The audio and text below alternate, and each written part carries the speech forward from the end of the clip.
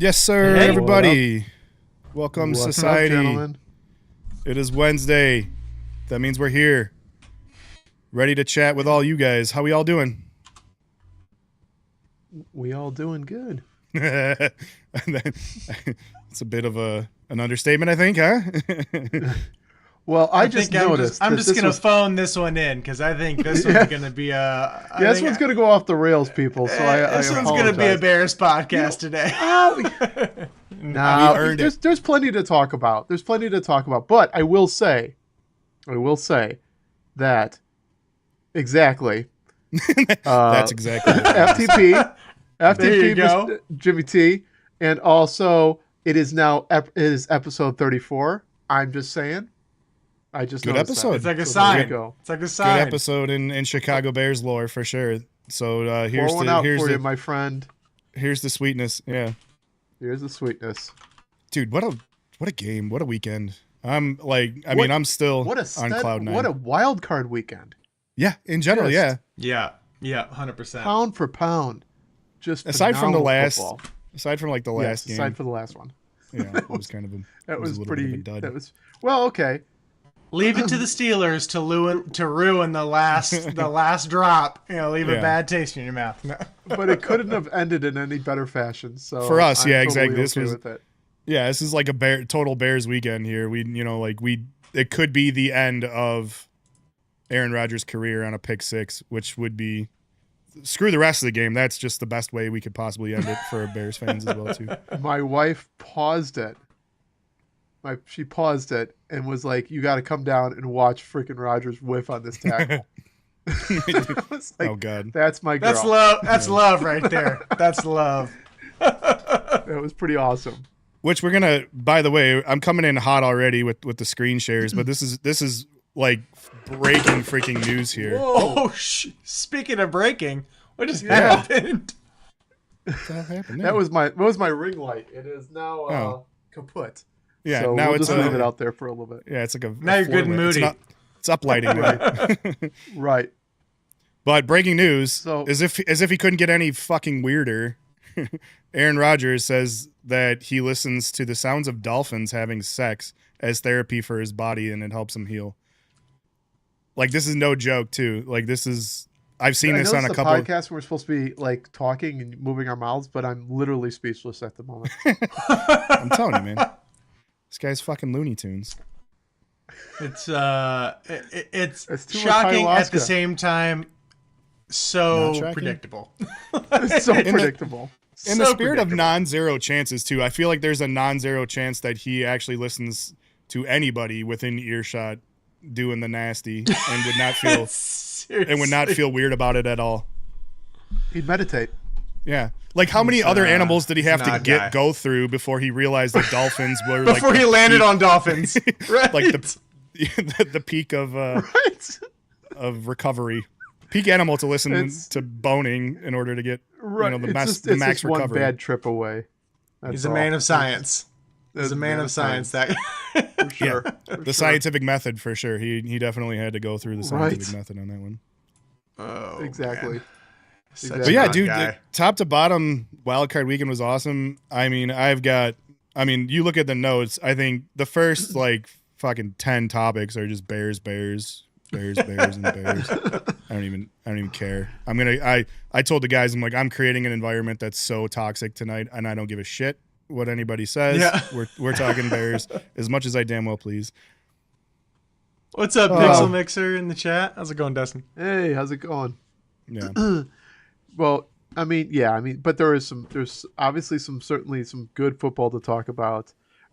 Some coaching departures that we've got to discuss. Lots to cover on that. I mean, lots to cover. the Tomlin one is just fascinating to me. Like, I think he's the one of 3 coaches in NFL history to have coaches for as long as he has and had winning records and Yeah. lost and resigned.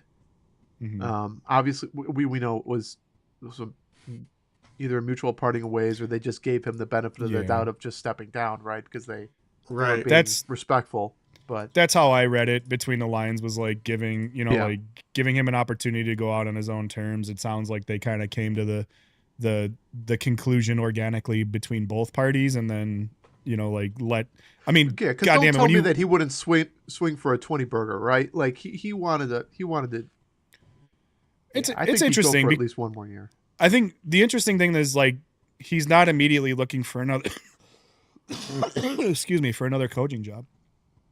Yeah, I think there's a lot of speculation, and I'm sure he's listening to all the dog and pony shows, but I think I'd be willing to bet my money right now is on him going into a broadcast booth somewhere, or just taking a year off and figuring out what he wants to do with his back nine, and then kind of figure it out from there. I listened to Cower talk about this, right? And he he was like, at first, I didn't like it, and he's like, after about 6 months, he's like, it was the most amazing thing ever. And I was like, I'm never going back to sleeping in my office and not being with my family, all that. I don't think Tomlin goes back to another gig. Like, why should he? He's got $100 million probably in the bank. He's been the head coach of the Steelers since he was 34 years old. Right. Crazy. Yeah, he's probably got $100 million in the bank. Before the first make iPhone, $17 million a year doing broadcasting. Yeah, exactly. And he was been a coach of the Steelers since before the iPhone. The one that got me, since before Aaron Rodgers took any starting snaps. That one kind of blew my mind, because I feel like Aaron Rodgers has been around the league a lot longer for some reason. I don't know why, but that was pretty crazy to me. I don't know, yeah, that's a crazy one. Yeah, those couple stats, and then the one stat that I do see is where he ranks all time in terms of wins, and he's tied for 9th amongst a lot of really good peers who he probably should be closer to. Get if he had a couple of better years, Shula's obviously way up there, and then but Andy Reid's ahead of him, and there's a couple of people that are ahead of him that I feel might be in terms of just all time wins. He's got nothing to prove in terms of the Pittsburgh Steelers organization, but just I think where he ranks with his peers across the entire NFL might be a little bit of motivation for him in the future, but we'll see. He's Mr. 9-8. That if he's that high in wins, he's got to be pretty close in losses too. Right, exactly. He can't be too far behind on most losses, but but even still, Marvin Lewis was a coach of the Bengals for a long time, so right. Yeah. It used to be that way across the league. Now it's right. It's crazy. We got 9. It's definitely shifted. Definitely shifted. Yeah, we got 9 head coaching openings, I think, right now, and I think somebody had mentioned that everybody thought that was a lot, and we had 10 in 2022, and then I think almost all of the 10 people that were hired in 2022 to fill those roles are already gone. Wild. So some pretty crazy stats, and just in terms of coaching turnover. I saw something that go ahead. I saw Tomlin. The Steelers right now are officially looking for only their 4th coach since 1969. Yeah, that's nuts. They've had 3 coaches since 1969. That's crazy. Yeah, I forgot what the dude's name is before Cower, but then it was Cower, and then it was Tomlin. That's it. Unbelievable. Yep, that's it. So crazy. Chuck Noll. Chuck Noll, I think. Yeah, Chuck Noll. Yeah. Some interesting facts. I don't know if you saw this flash up on the screen and you're watching the game, that Aaron Rodgers is 42 years old and D'Amico Ryans is 41, which is pretty wild. Cool. You got the head coach of the Texans being younger than the quarterback your opposing quarterback, which is pretty great. Well, I remember when Sean McVay took over the coaching job of the Rams, half the team was older than he was. Right. Yeah. This is true. Ryan Poles as a GM was younger than me, and so thereby extension younger than you, Aaron Rodgers. No, because I'm older than Aaron Rodgers by by a couple days. So he's or the other way, he might be a little bit older, but I know I'm exact age or around the same age as Aaron Rodgers, and so when Ryan Poles came in, I was like, he's younger than. I was like, oh, he's younger than a lot of players, and I'm like, he's younger than me. That's crazy. Yeah, as a GM, it's when all these coaches and stuff like that start being younger than you. I'm like, oh, that seems weird. I always think of that when you're doing when you're setting up your player on NCAA on like Xbox or something like that, and your age isn't an option anymore. Like it's like a kick in the teeth. I can't be old enough. Yeah. Right. Yeah, let this be a lesson to the young pups, any young pups that listen to the show. Like, there's a moment, I think, like everybody talks about, like, when you start to feel old. You definitely, for me, it was when I started to realize that every NFL player that enters the league at this point would be younger than me. That was a big threshold for me to crest, and now I'm at the point where, outside of Rodgers, there's nobody in the league that is older than me, and so like those Flacco that threshold a long time ago. Flacco, yeah, is Flacco older? He's older. Yeah, Flacco's 43. 43. 40. Or no, Rivers was older, because I just remember 43, yeah. Rogers was like, I'm glad to not be the oldest guy in the league anymore. Like, that's nice when Rivers made his return. How old is Rivers? 44. Yeah, so he is. Yeah, he 44, was older than me. okay. I am curious There you about go. Flacco, because I think Flacco's pretty close too. Let me 40. see. It's got to be close. Yeah, 40. 40. Gotcha. He's 40. There you go. There you go. So he's definitely younger than me, but yeah, yeah, you're right. But So that's. So Rivers reset the counter on his on his health insurance, and reset the counter on me for having every player be younger than in the NFL be younger. There So- you go. I did think about something interesting though, like when it comes to Tomlin and just coaching style. You see, like, there's definitely been a shift away from the CEO type coach. We talked a little bit about this last time on the pod, but he's like one of the last great CEO coaches, right? Harbaugh, John Harbaugh's another one of those guys, right? Being a special teams guy. Stefanik, I guess. Well, no, Stefanik. No, Sirianni is kind of a CEO type coach, I would think. Don't you think? Yeah, Like guys that aren't calling the shots. unpack right? that. Yeah, what do you consider to be a CEO? So you mean like he's got an offensive coordinator and a defensive coordinator? He's not calling one of the plays. Is that He's One more of the- kind of gotcha. like the maestro, right? The CEO, right? He's the conductor, the leader yeah. of men type of coach. Yeah, which we Right, talked but that one doesn't- we talked about a lot, but Yeah. But he was one of the last guys, right? He's from that, and I don't like who else would we put in that type of CEO role in the NFL today if there's anybody left. Would Sirianni fall into that? I don't know. There's a I few mean, Harbaugh coaches definitely falls into that that. should give up play calling. I'll say that Right. they should hand it off, but well, like like another Tomlin and Harbaugh and stuff like that. But the plays that they were calling were damn near at the advent of the forward pass. I'm sure that the league has kind of passed them by in terms of like some of the schematics and stuff. So I'm sure they're happy to kind of pull back the reins and just like shepherd the new era of coaches, just kind of be a turnstile and like bring those people in, which is great, but I do, I do think we talked about Ben quite a few times, but that was the thing that kind of worried me was like, I'm kind of the CEO coach generation. And I was like, okay, if this guy has to focus on calling plays, is he going to be able to run the whole team? And little did we know. Can't. Yeah, some can't. Yeah. Yes And is some quite can't do it, obviously right? the answer, but Nagy's a good example of that, right? His head too far down into the playbook and gives up the leadership of the team. well, look at So- Robert Saleh, like Yeah. head coach. Everything falls apart, and he goes to San Francisco, crushing. He'll probably get another head coaching job get- after the he season. might get Dennis- Arizona. Dennis Allen. Yeah, he might get right? Arizona. Yeah. Terrible head coach, great DC. DA's not Yeah. going Yeah. anywhere. No, that's what's so genius about all that. Cody, did you catch Is that that- timeout? I put it up and it went away. Will you do Associates. your damn kiss, Cody? What? Get it Where's over it? with. A- Do your as- I don't even fucking see- kiss already. I put it No, up I and it don't already see went it. away. Mwah! Good to see you, SO. I don't see his comment in the chat. Is it in Oh. Facebook? It's right there. It's I on don't. screen The right last now. one I see is Jason's. I see that.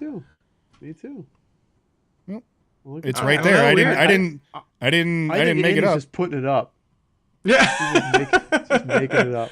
No, you're right. That's If I not go on even you, here. it's weirdly if I go on YouTube, I don't see it. But in the in the app that I use for all this. Hey, good enough for me. I don't need a reason to blow a kiss to SO. Exactly. There you go. There you go. Good to see All you. right, we got some crazy. Let's because we know we're gonna get a heavy, big old fat dose of Bears, but what other games we want to cover?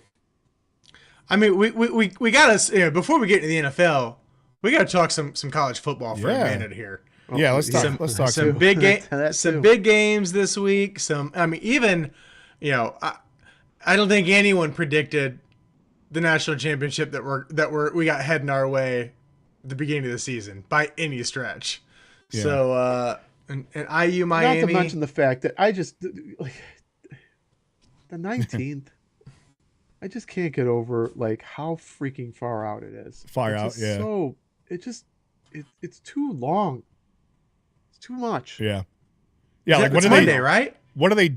It is Monday. Right. You're right, but Monday, still, it's like what are they? What what? It's like you got to sit on your thumbs for 2 weeks if you're right. It's the worst. It's the worst. I'm seeing Esso's comments. There he is.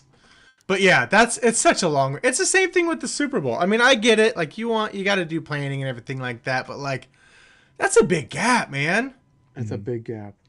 It's tough, especially for these kids that are just sitting on a ton of adrenaline and they just want to go. They want to ride the high, you know. But yeah, it's gonna be a good matchup. And then, of course, of all teams for Indiana to pull at the end is the one team. The one time we talked about NCAA football for a good chunk. It was to talk about how Miami shouldn't even be in there, and it should have been Notre Dame. And then look at it, right? And then this is why I suck at being a college football fan, because clearly my takes are garbage. But foot and mouth syndrome. Yeah. Yeah. Right. But and Dante Moore announced that he will be going back to school and will not be declaring for the draft, which is going to shake things up in the draft because it makes quarterback much more rare. Oh yeah. There's some quarterback needy teams at the top there, and one less is going to make a big difference. You're going to see a lot more aggressive trading. You're right from that aspect, but I think Dante Moore is destined to become a Jet, whether he wants to or not. He's only delaying the inevitable. Exactly. Yeah. You look at what the Jets have in terms of next year's first round picks too. It's even if he slides, he can't hide from the Jets. He's going to go there. Right. Unless they can pull a rabbit out of their hat and solve their quarterback problem this year, which I highly doubt. He's going to be a Jet. Mendoza's going to Las Vegas. And, right. That we know exactly. Yeah. But he took one look at who has the number 2 pick and said, "I'm going back to school." He pulled the Caleb Williams that Caleb Williams decided not to do. Yeah. Yeah. So but I do think he's going to end up. Ty Simpson turns down giant NIL deal, right? I didn't see that. Hear about that? No. Yeah, that was today. Alabama QB Ty Simpson offered $6.5 million NIL deal. What did he turn it down for? I can't remember what he said. Well, of course, now it gets really look that up because I guess I the way I understand NIL is it's not like he's holding out for a better deal. Oh, he would have had to have stayed. Tennessee, and Ole Miss each offered him that type of money to transfer to their program, and he's going to stay. Got it. Got it. That's pretty crazy. Sense. Yeah, good on him for that.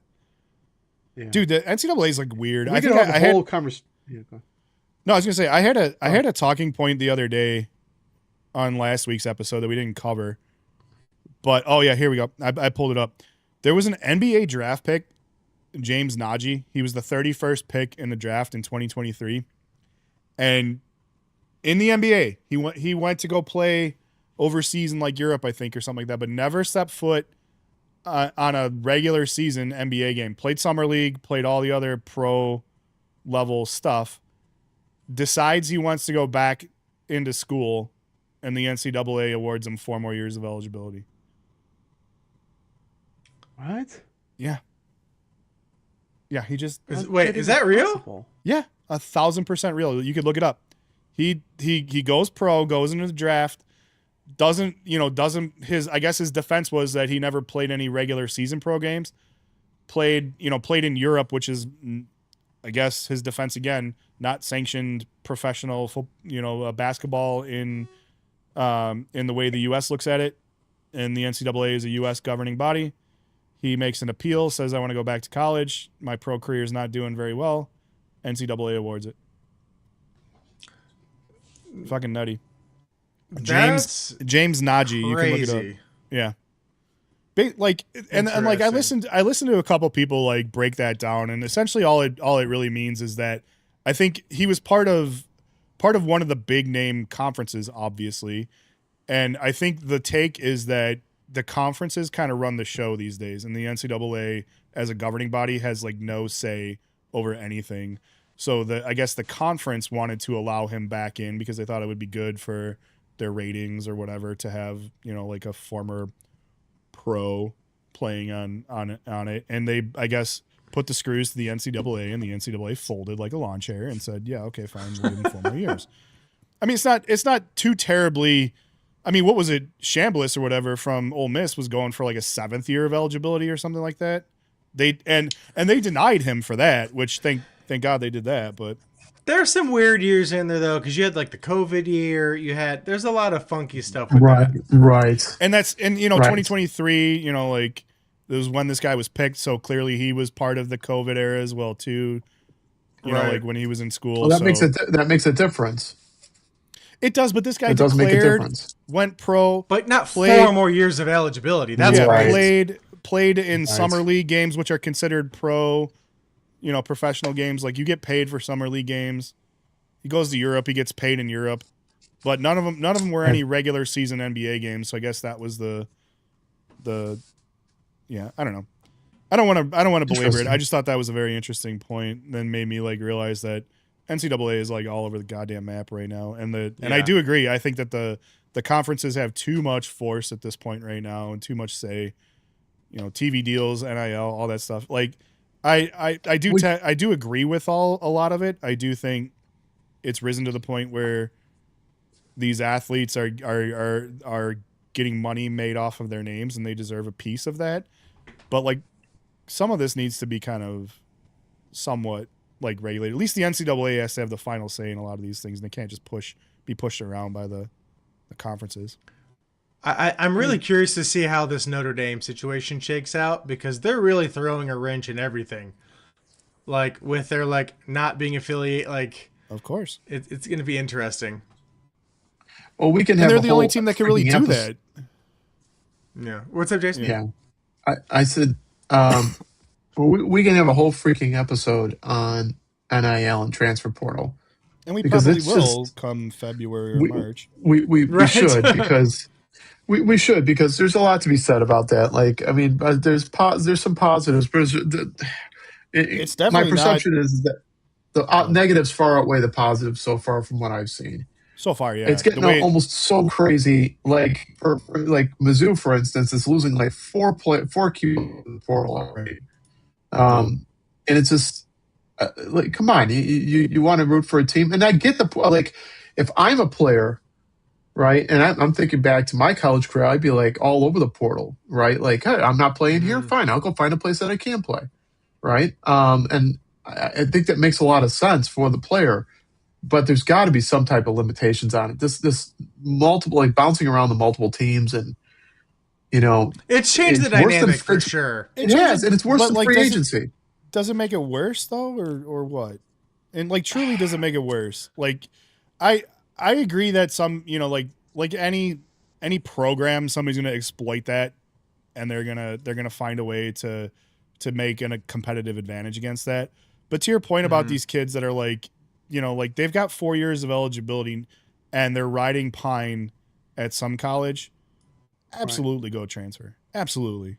Like there's no reason for you if your goal is the NFL, you're not getting money or involved or not. If you're not getting on the field, you're not getting to the next level. Exactly. So if the right call for your career and your future is to go somewhere else to have an opportunity to show what you have, if your goal is to make it to the next level, regardless if there's money involved or not, like you got to do what you got to do, Yeah.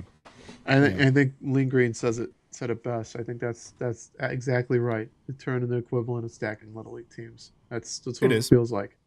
It is, Yeah. but there's a Right lot now. at stake So. at stake here, and like loyalty to the school to me is like something that should not necessarily come before your livelihood as a kid I'm not saying exiting that. college. I'm not saying that either. Mhm. Like I'm not saying that you have this some loyalty to the school, but from a fan perspective, it sucks.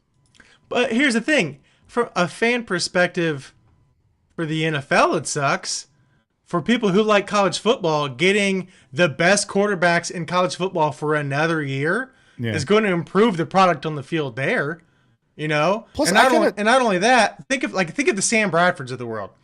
Could have gone out to the NFL draft, been a top 2 pick, made millions of dollars, decided to go back to college, gets horrifically injured, never recuperates, never comes back to the quarterback he was, cost himself millions of dollars, and scared the shit out of a generation of college quarterbacks to follow him. Like, Yeah, that's true. Yeah.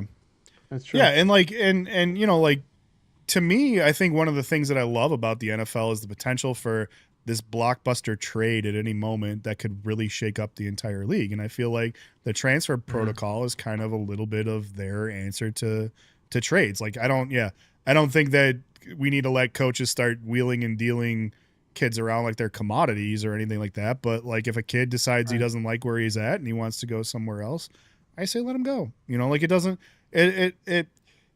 bother me too much. I think there's like, you know, like it helps that I don't have a dog in the race because I never went to a school that had a football program or like athletic program that made me want to continue to root for them. But I think like there's too much diehard like attachment to the school that you root for.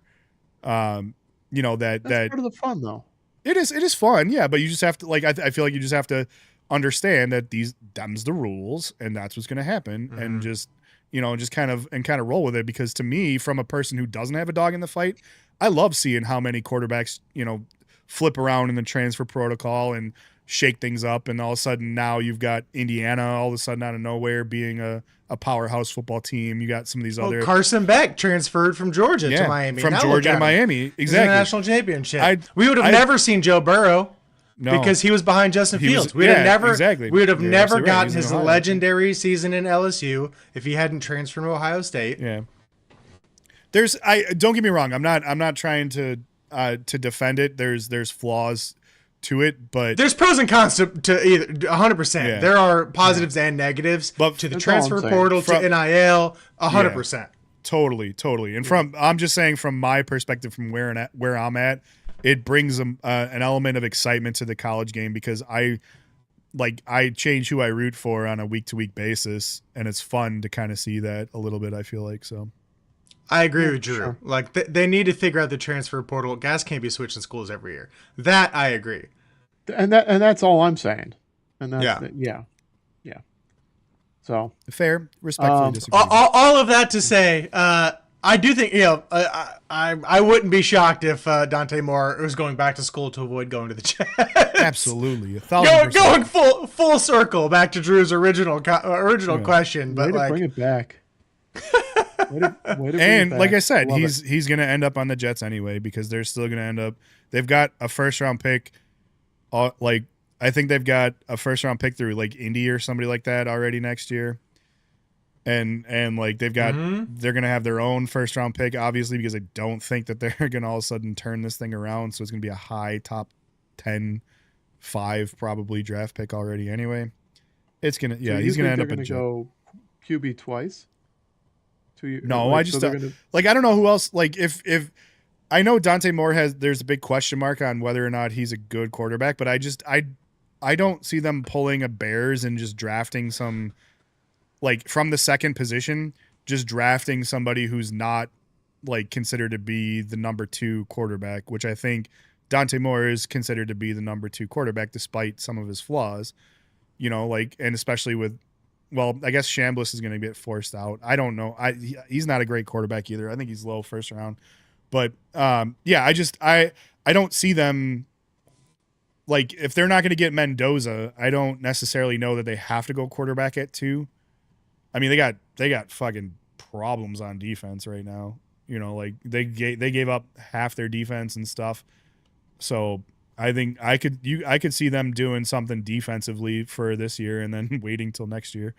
Because like who outside of Mendoza and Dante, who's next? There's a like, steep drop off steep after drop. those two. Yeah. We got Ty Simpson again, Alabama. Yeah. But it's I think it's you know A, B, and then a long drop before we get to C. And I agree. I think the Jets spend one more year in QB purgatory, and then they get their guy the following year.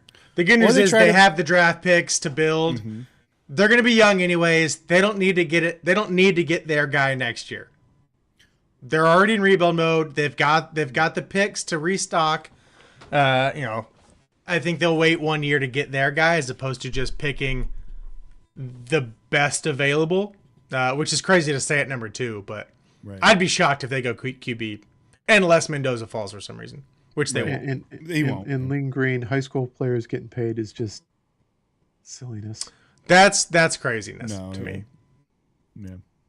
That would just be insanity. I mean, like, it took a long time for me to accept the fact that college football rose to the level of like visibility in the national spotlight that made me willing to consider it a pseudo professional sport. You know, like I never wanted to do that. Like I never wanted to say that college football is is pseudo professional, but with the way these bowls shake out, with all the money that exchanges hands, with the profitability for the schools, all this stuff, they're running it like an organization. They're running it like a professional organization. The kids, they're making money off these kids. They need to share that. And the kids outside of Texas, I just don't. I'm not. There's no way I'm going to be ready to start considering a high school product to be professional grade. Texas is about the only place that makes sense, right? Like Texas, Florida, California, maybe, but Texas Georgia, number 1 for sure. Yeah. But I go back to that. You know, you've got all, you know, like again, I throw in Ohio State. Like we're a big program making millions of dollars every single season, and you got players getting suspended or kicked off teams, losing eligibility because they accepted a free tattoo, or they someone bought the McDonald's and they're not allowed to do that, and then they get penalized for it. Yep. But that would be a good little debate of like pro NIL against NIL and kind of go back. That'll be. We'll have to put that one on the board. Yeah, we'll hit that one up in the slow months for sure. Yeah. But all right, should we get in NFL? Yeah, man. I've been dying to talk about the Bears. I know you have. All right, so before we go on, I want to say, like, as a Bears fan, that day will go down as one of the greatest days in my entire life as a Bears fan. And, like, not just because the game was awesome, but, like, small shout out here, and I'm going to throw this up on the screen, but I think I sent it to you guys, but this was my setup for the game. And Cody, shut your mouth because I don't want to see your fucking island tiki party, like big screen, fall in love with an orangutan and while you're watching the game. But this was my setup. We went to this bar. It just so happens that it was my brother's 30th birthday surprise party. Been planning it for months. Shout out to Carl. Happy 30th birthday, Carl. Had this bar, like this room in this bar like set up, and it could not have worked out any better because this place was fucking slammed outside of this, and we get this little room over here, tables, you know, we've got people hanging out, and then shout out to my dad too. He's trying to get his photography business off the ground, so he's doing some photography and stuff, but like just could not have been any better of a setup to watch this game. Catered food, you know, we had pizza, like fried food up the walls, TVs everywhere, and like it was so funny to me too because like everybody that came into that bar was getting turned away, but like some people made it through the door, and like the first thing you do when you make it through the door is you look to the right and you see our room, and it's like perfectly spaced out. And so people kept walking in there. And my mom, of all people, my mom is the most passive woman in the entire world. She was bouncing at the door the entire night. It was so funny. She was just out there like any person that was not part of the crew, like that walked in there. Private event. Yeah, exactly. She's just sitting there with her arms crossed. Private event. Like everybody thought it was just like open tables, and they were like hovering, waiting for us to like leave or something like that. Yeah, but it was awesome. So that was my setup for the game that will go down as the greatest game in my it's up Bears there, history. man. It's up there with Fog Bowl. It's up there with like just. I was alive for 85. I was alive for I was at like as a baby I was taken to the Super Bowl watch party, but I have very little recollection of it. So to me, this is the greatest game. I'll say this, and then Jason, you go. From the outside, like an outsider perspective, I want to hear the outsider perspective. You could not. My cheeks hurt from smiling so big, just from our group chat. Like, right. These guys were absolutely floating, like levitating. Just like the amount of like, oh my god, oh my god, oh my god, oh my god, oh my god. I can't believe they just had like, and then just the stream of like tweets and compilations of like Packers fans losing their shit, throwing stuff, punching TV. It's like you could just feel the excitement coming from these two. That was my pastime. Genuinely enjoyed that. For basically the entire week was just watching crash out videos from Packers. Pretty much the entire week. I watched every single one of them. So delicious. Good. It was so good. And the whole freaking out about Ben Johnson's reaction. Oh my god! In the locker room for doing the whole FTP and that he hates them and healthy for the rival. Healthy. Yeah, well. Here's the thing: it's like, I know I can speak for Andy on this. Is when Rodgers did his whole belt thing and said, "I own you. I've owned you my whole effing life." He wasn't wrong, and I didn't hate. I mean, I hate him for other reasons because he's damn good, but like. You had to take it. It was good for the rivalry, and I didn't have a problem with it. I had no problem with it. I didn't think it was disrespectful. It was just. We had to take that one on the chin every time he did it. We had to, and he did it a couple times too. We had to take it on the chin. We're if you don't like it, change it. Like that's beat him on the field. Yeah, God, like and we're starting to rise to the level of like ridiculousness now. Like I threw this one in the notes, but the Green Bay, as of this like 5 minutes before the podcast, Green Bay started a petition that already had 3,000 signatures for Ben Johnson to verbally apologize to Matt LaFleur for his handshake, and I'm just like, gotta be effing kidding me, man. Like now they're gonna be all hurt after years of torment of abuse and ownership. And if you watched any of those those Packer podcasts that they were doing live, in-game commentating, if you didn't watch the crash out videos, you actually went to their feeds and actually watched some of the things that they were doing beforehand. Yeah, they started getting their ass kicked in the fourth quarter. Disrespect is off the table because the laughing and joking and making fun of it. Oh yeah. I think Caleb Williams said it best in the presser. He said they said that they wanted it. And they got it. Yep. They got it. There you go. I like Ben too. He's like, there's an awful lot of noise coming out of the locker room in the north, and we heard that, and we loud and clear, and we responded to it. Like this is what makes these rivalries good. And if you don't, so good. If you don't like love that as an NFL fan, like you're too soft. And like there's been so many takes. Like Dick Vitale got on and was saying gosh. Like, oh, he's classless. He's classless for doing that. Classless. Like, it's stuff like that gets people outside of the rivalry interested in the games, though. Like, it's like I'm not a Bears or Packers fan, but like I want to watch the next game because like I know there's some bad blood there, Well, because FTP is a Chicago greeting. Right. It's like It legitimately is. Like it's like I was trying to say, like it almost has lost its meaning sometimes when you see another person in a Bears jersey or a Bears shirt, Like I was in for the game against the 49ers, like one of their last regular season games. I was in Minnesota, we were at the Mall of America with the boys and stuff. I'm walking around, I got my Bears gear on. I would see another Bears guy come up. We're playing the goddamn 49ers. And he goes, fuck the Packers. And I say, fuck the Packers back to him. Like, it's what you do. Like, it's lost its meaning at this point right now. Like, no, has nothing to do with the Packers and more to do with the Bears and how we identify and how we bond as Bears fans over the fact that the Packers is our biggest rivalry. So these guys get butt hurt over this, like all these things. But it's like, it hasn't been a rivalry. It really hasn't. You're right. It really hasn't. It's been one-sided, and now the tables have turned, and now all of a sudden everyone wants to get sensitive. Today I saw a picture of Matt Eberflus and LaFleur at the basketball popcorn together. I remember when that came out. No.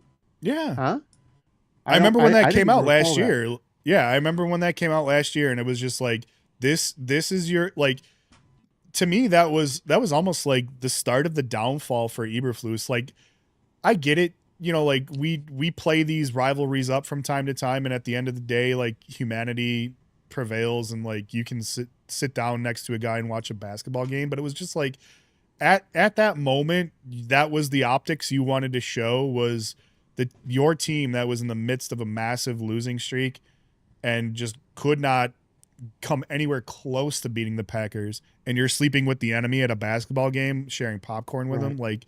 That's tough. It's just a bad optics. It's bad optics. Like if you were, like if this was something like there was bad blood, like if Ben Johnson and Matt LaFleur ever showed up at a basketball game down the road, surprisingly, I would be okay with it, because I feel like they've cultivated this tit for tat like rivalry. And like, if they can transcend that with their own humanity of being able to sit down next to each other and share a beer and watch a game, that feels better to me than like this whole like, oh, I don't want to make Matt mad. So, like I like it just feels very soft to me when you're just sitting down with him at a game and not like after having been dog walked by them for like the last 4 fucking games that like you've coached against them. Like it's just optics, man. No, it is. And, at the end of the day, Ben's just channeling the city. It's how the city feels. Absolutely. Right. He understands that rivalry so well. Like it's, right. Like, well, and it's pretty clear that it's not just the rivalry. For whatever reason, these two guys, well, at least Ben does not like him. Because he's a douche. Well, I mean, he came from day one. Detroit to Chicago. Like, he's hated him his whole career. Like he's never not been in his division, as far as at least not recently. But I'd be curious to know like what he truly feels and how much of it he's hamming up. I don't disagree with you. I do think that he has a legitimate dislike for Matt LaFleur, but I think Matt LaFleur is a pretty easy guy to not like. Just like his personality just screams as some guy you don't want to like hang out with unless you're Matt Eberflus. He seems aloof. He does, yeah, and he seems like a pretty boy. He, like with his perfectly manicured eyebrows, and like get mad if Matt Eberflus spilled a drop of beer on his perfect jeans that night, he probably would have turned around and like smacked him like on live TV. Like that's the vibe that I get from LaFleur. And Eberflus would have taken it because he's a bitch. Yeah. But no, I think that, so back to the game. Clearly, I think definitely one of the best games I've ever seen. It goes up there with Mike Brown's back-to-back pick sixes against the Cardinals. They are who we thought they were. Yeah, games and Devin Hester's opening return kickoff in that's not the game. That was one iconic moment, right? It's an iconic moment. Okay. This was an iconic moment too. It was an iconic last 5 minutes. That's fair. Football. That is fair. So, that throw, that Jumpman throw, is iconic. I want to break that down in a minute. I'm gonna throw some video up on that one, but like, I've got it already queued up because that throw is fucking iconic. Doesn't even begin to describe it. That throw was otherworldly. But like, Chicago does love a Jumpman. We do love a jump. And trust me, that whole concept and that whole thing has been memed to the moon over the last couple Right. weeks. Like people got tattoos already of him in the Jumpman pose. Got And what's ironic is Jumpman is huge in football, in high school football. the Our company, right? team, yeah. Our team last year was sponsored by them, had all of our uniforms made by it. So Damn. yeah, it was pretty wild. Yeah, they'll go and sponsor like a couple teams from each state every year. And so was it last year or the year before we had full uniforms, and there were Jumpman uniforms. Pretty awesome. Yeah. Mhm. So, Um, but yes, Yeah, to No, me, say to- Lean Green made a comment about the game. He said McManus was the difference of that game. uh-huh. 100%. He kind of really was. Their their special teams in general was kind of like the big. Well, I guess. Totally different game. He nails that Oh, yeah, absolutely. extra point. Really, I mean, the extra point you can argue is almost is more important than the field goal that he missed. And by the way, I think he's gone already. Did they already let him go? I think they already let him go. That's a statement. Yeah. Like, Or and I if- think if- they're if Looper's sitting there going, McManus. oh, please, please.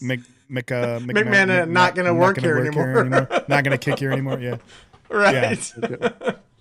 Bashia But or you- whoever their special teams coordinator too. They've been wanting him to get fired, but then he gets extended. Like, Right. oh man, just funny. Right. But you know, they bring on McManus, and it wasn't like he didn't have a history of missing big kicks like that. He's done that before. With who was he with before? They this, special teams always becomes an issue for them in the playoffs or in the back half of the year. But he does. did have a Well, McManus did have a long stretch of like perfect though too. Yeah.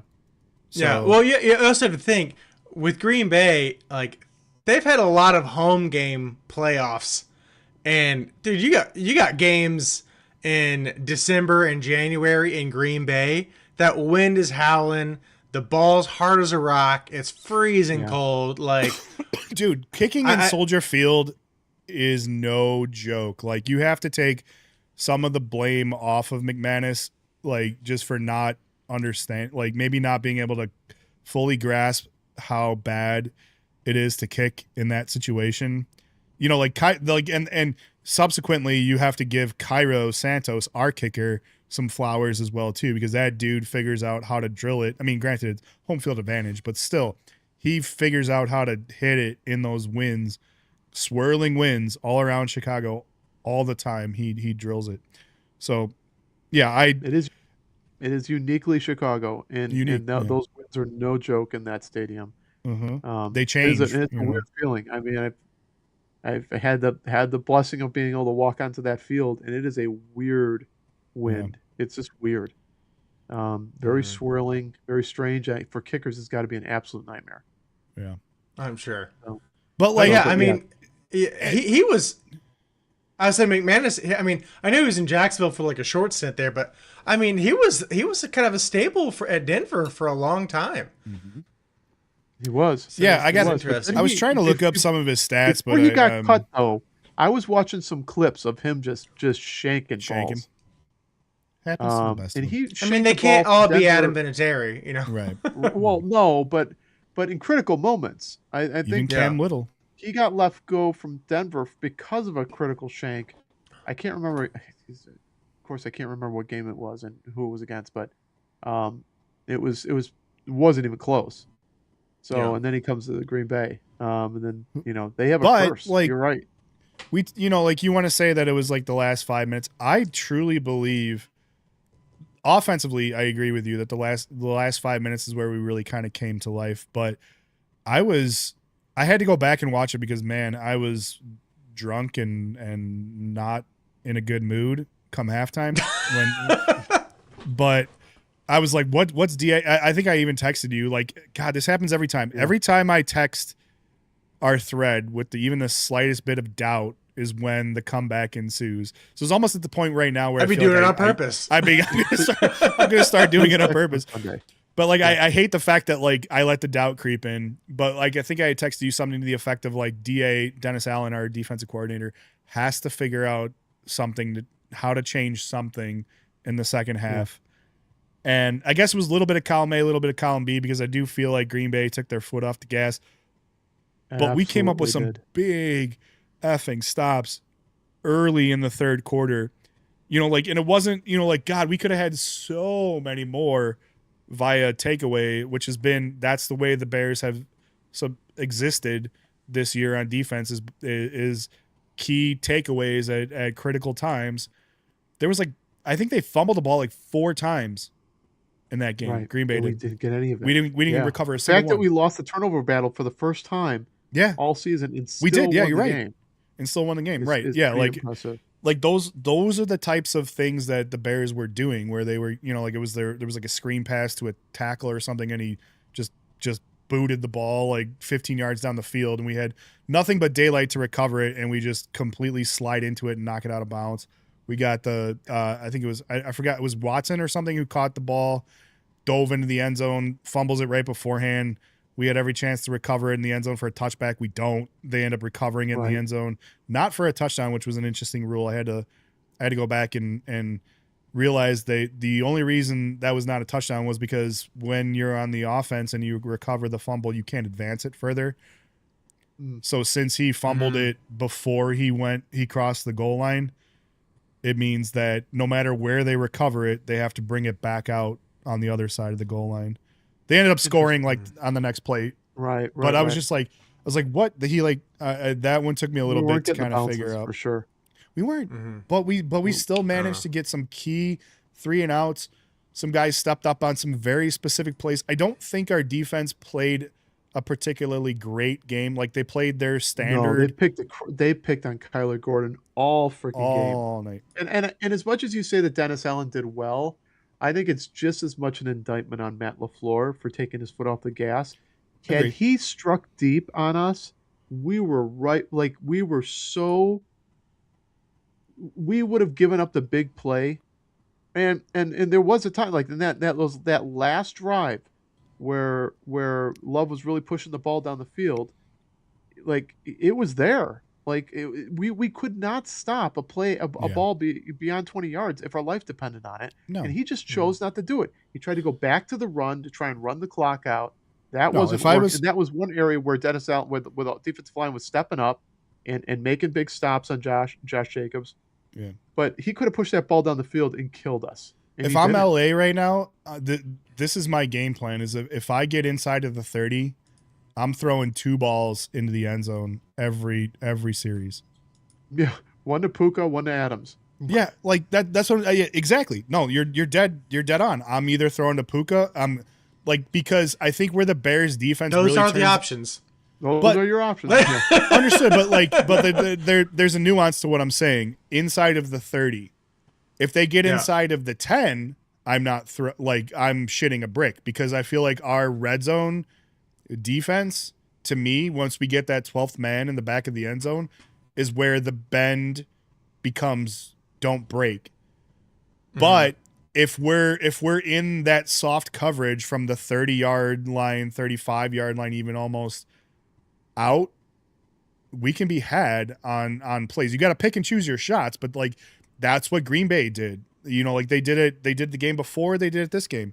It's as soon as we get past the 45 down to the 35, take a shot or two every series, because we're you can get something in front of a DB, at which point you have one move to make to beat a DB to get into the end zone.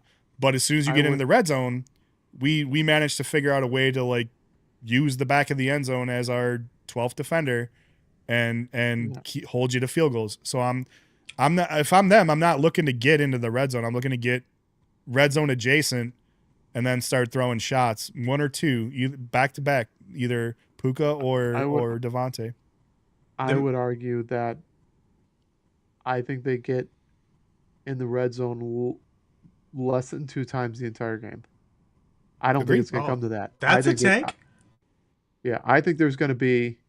Well, but you think how many points do you think they're going to score?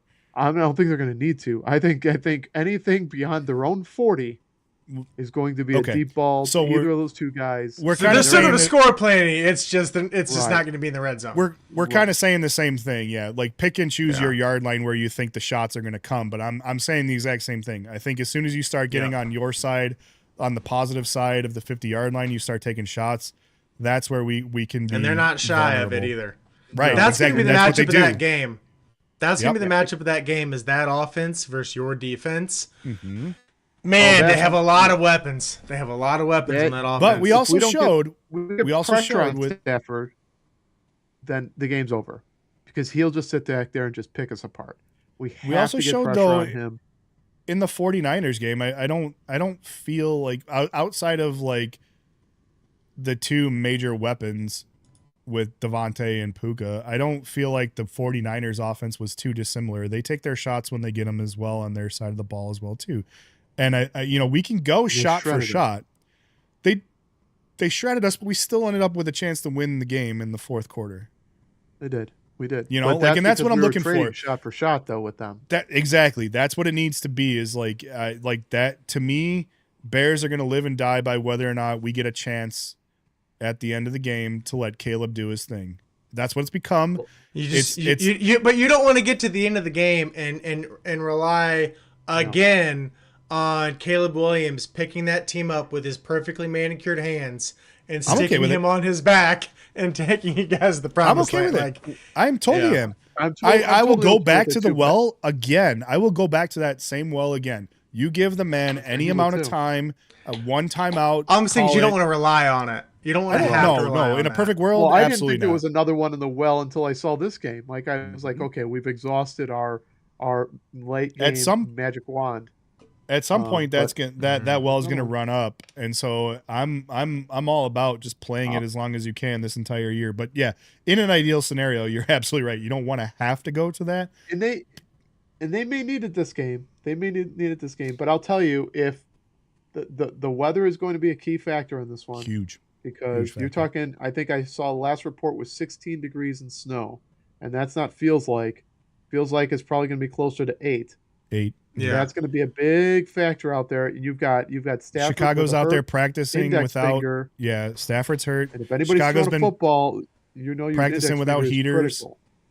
Mm-hmm. Yeah, we've been practicing without heaters. Without heaters. Yeah, I mean, and it's hard. You're out in Los Angeles trying to practice for these conditions, and you just simply can't. There's just not like, what are you going to do? Turn the AC on? Like, so. Yeah. It's the cold weather. Yeah, the cold weather is going to be a benefit to Chicago just because Matthew Stafford, he's a veteran.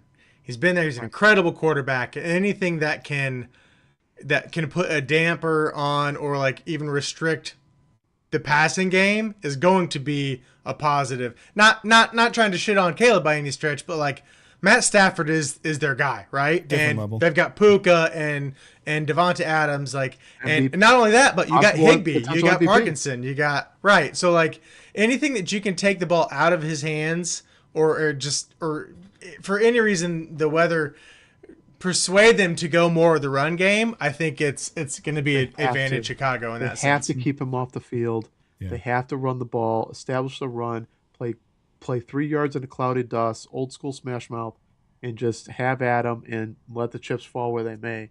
If they need to get in a shootout, I think they can. I just don't think they're going to win that shootout if that's what it comes down to.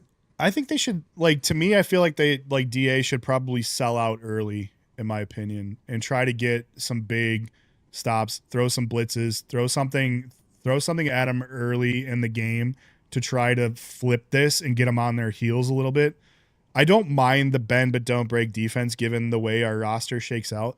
But the problem I have with it is if we don't score right off the bat, they're taking, and we punt, they're going 85, 90 yards down the field and they're chewing up 6 minutes on the clock. And we don't do it again, they're chewing up another 6 minutes on the clock.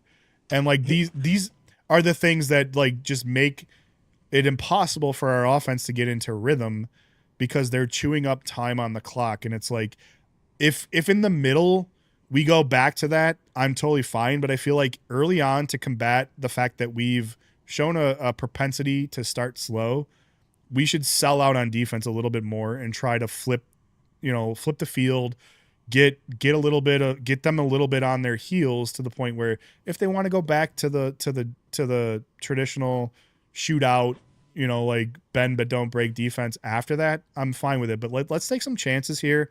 Let's try to get out into a little bit of an early lead so that we're not constantly chasing them drive for drive trying to win in a shootout and hope that we end up with the right time, layout at the end. I think if They'll you're, throw you a I pick think, six.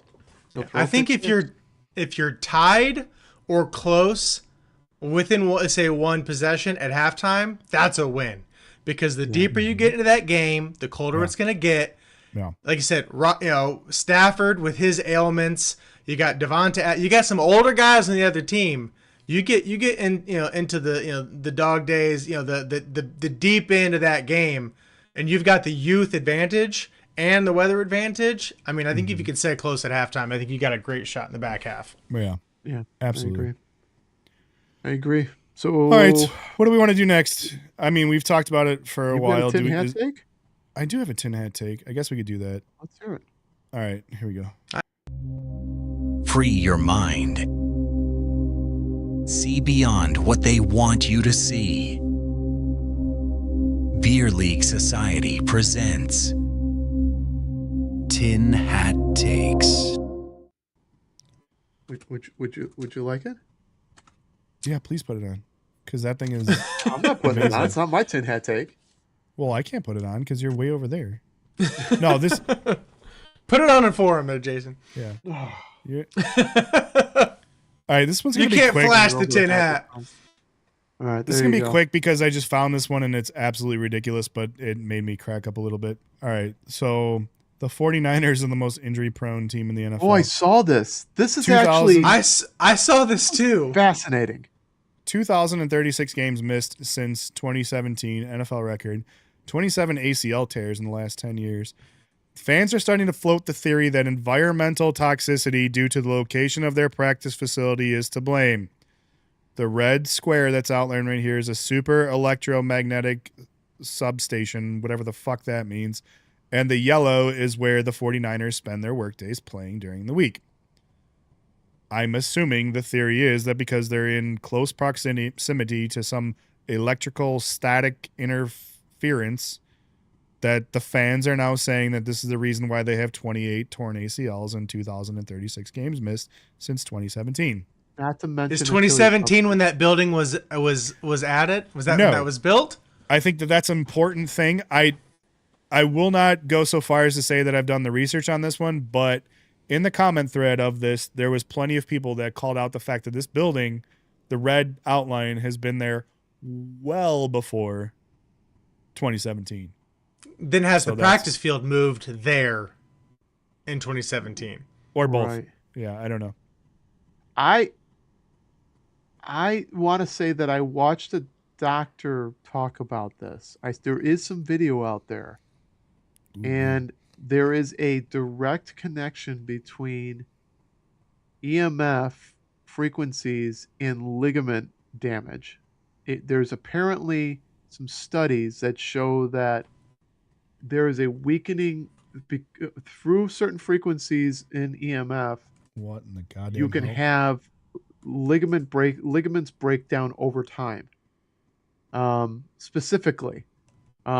So yeah, if we could find it, like I saw a video on it. It was really interesting. And they were talking about specifically that. Now you can also say that energy center facility has been there for a while, but that also doesn't mean that it hasn't been converted or isn't pumping out more energy today than it has it been, in its history. Are you trying to tell me that you buy this cockamamie bullcrap? Is that what you're saying? Yeah, I think there's. Let me rephrase. Are you saying that you buy this perfectly logical scientific explanation for why the 49ers? Are you buying this? So am I buying the whole thing? Maybe not, but I do think that there can be something to it. Absolutely. So Okay. as much as I was like, this sounds a lot like bullshit. See? I am looking at a reference right now from the National Institute of Health that's saying recent, though unverified, theories have suggested that EMFs could weaken soft tissue, but these are largely dismissed by medical professionals as baseless without strong evidence. Yep. So was COVID. Okay. Yeah, like it's like the eggs debate. Like, if people want to find loose correlations in the data. They'll find loose correlations in the data. Whether or Yeah, not you that can make the proves- data say whatever the hell you want. Exactly. Yeah. If the corporations of the world have taught us one thing, it's like clever manipulation of data is the way, to get around anything seeming the way you don't want it to seem. We all Or know seeming- that correlation is not causation, but still, Exactly. there is something really I'll give you that fishy much. about that. Yeah. I'll give I you don't that know. much. I'd love to read this Kittle article. blows his Achilles. I'm just saying. Bad luck, man. They have been facing some pretty horrific injury issues. Horrific. That team's been decimated. And as Nick Volker in the chat says, EMF is what powers paranormal activity. So If the Ghostbusters taught us anything, then it's that they're out there just severing the ACLs of every 49ers player out there. You all need to make your own tinfoil hats now. Just I saying. should. You're not wrong Lean, about that. Lean But Green says, this is precisely why Chernobyl hasn't gotten an expansion team yet. It's just the soft the tissue only reason. damages would have been off the charts. Like right. Like it's just not worth the risk, Yeah. you know? Exactly. You think Cam Scadabo's leg was twisted in the wrong direction? Just wait Right. until the Chernobyl team runs out there and first kickoff, all their toes are pointing. to their Plus, asses. their dome already has a hole in it. It didn't. Their stadium will be called the sarcophagus. And it will be Yeah. awesome. Yeah. They They serve don't. elephant foot.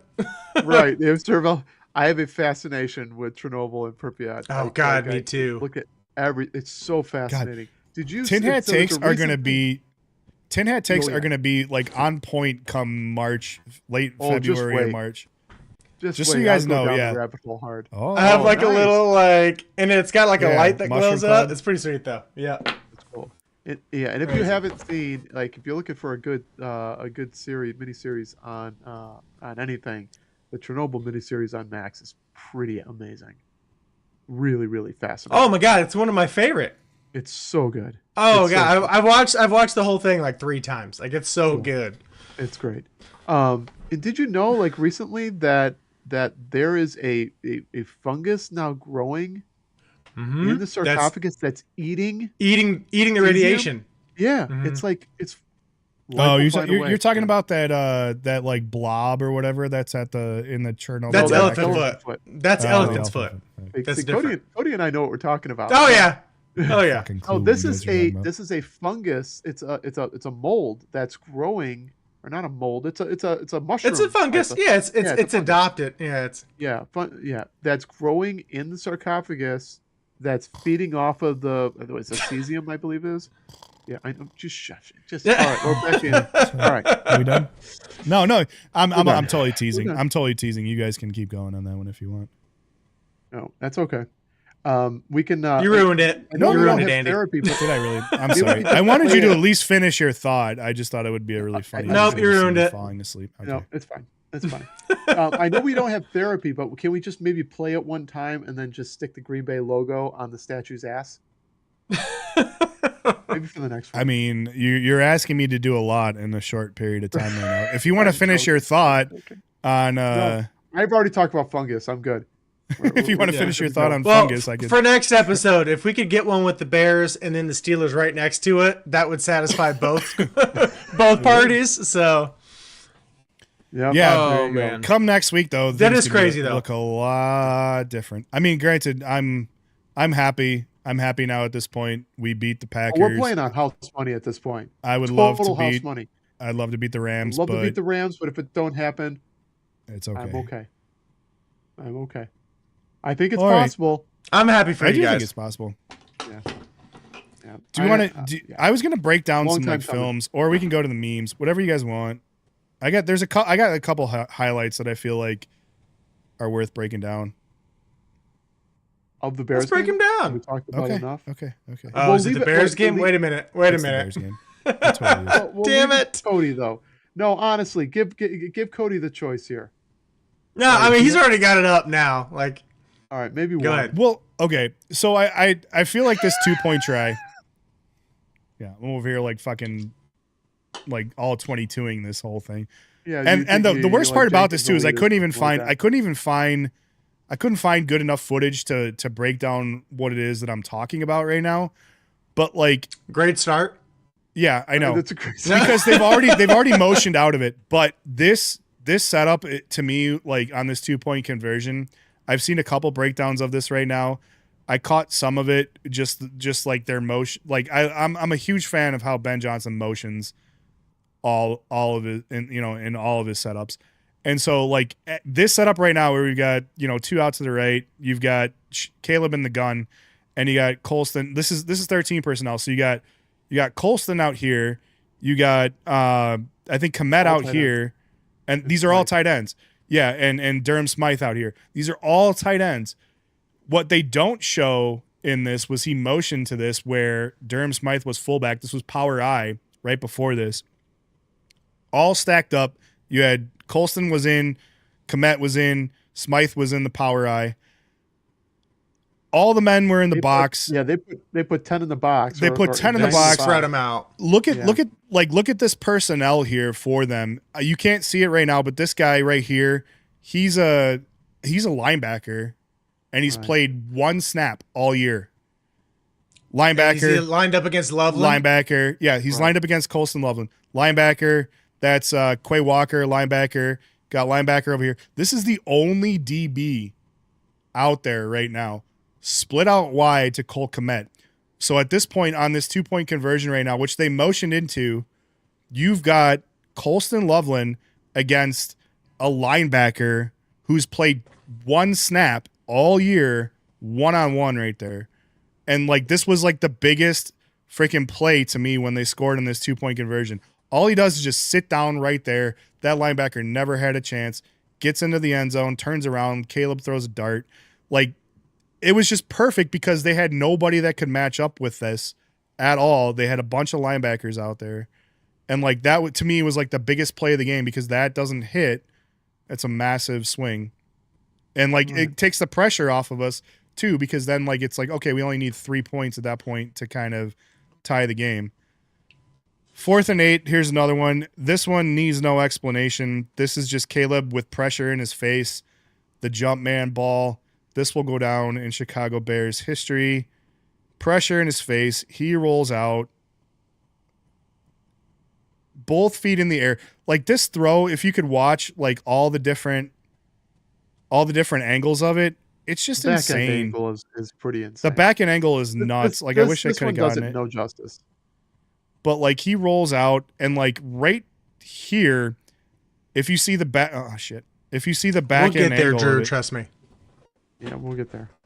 if you see the back end angle of it from this point right here, he had both feet up in the air. Not only that, but this ball is not a straight line. He leads this ball to Roma Dunze, and all he has to do, as I scrub through right now, is get it over 2 defenders. And at this point, you see Odunze has some separation because he was running this route where he was coming over straight to the sidelines. And at some point during this throw, during the trajectory of this throw, he realizes Caleb found a way to get this ball past the defender, both of these defenders, and I have to back up like 2-3 yards to catch this ball. And so he does. You can see him. He's on his back foot right now. And then not only that, but then he just takes a massive shot that too. Ball from when Odunze is on the hash, not even on the hash. Yeah, he's in center field. Exactly. That's This ball floats like as he's throwing it with 2 feet up in the air. This ball floats 5 yards from his arm angle to the sideline, over 2 defenders, into Odunze, who runs a perfect route because he had to adjust to that. Understand that ball got over the defenders, God knows how, off of a back foot, left roll, both feet in the air kind of throw. 35 yard fucking dart, and then just takes a shot from 29 as well too. So those 2 plays and were just like my favorite plays of the game. Cody's checking out. Nope, I was actually looking for a hot dog like emote to put in the chat because Andy's going full glizzy mode on us with Oh, yeah. with Yeah, that with that Oh, yeah. Caleb take there. No, that was. I've watched it so many that damn was- times. I've watched it so many damn times. It's a throw that everybody, all the talking heads right now are saying that there's 2 people in this league that can throw a ball like that. And we've not ever had that on the Bears ever in my life. You know, like Cutler had some good arm strength, but he's not doing shit like that. No. Like he's just not. And I couldn't be happier to have Caleb Williams, So who I are- will remind you I was the other skeptical on for quite some time. or who's the other one? It's got to be Who's the other Josh one? Allen. Well, And Patrick that Mahomes has got to be the other Mahomes one. and Allen, yeah, Mahomes and Allen. Mahomes is the cockamamie, like arm body slot, twisted. contorted. Right. I mean that's his thing. Like And he's, Allen's you know, is the arm strength, I think. I'll spare you. and I'll spare you this. bowling you over. Right. I'll spare The you guys the 10-yard other one. push.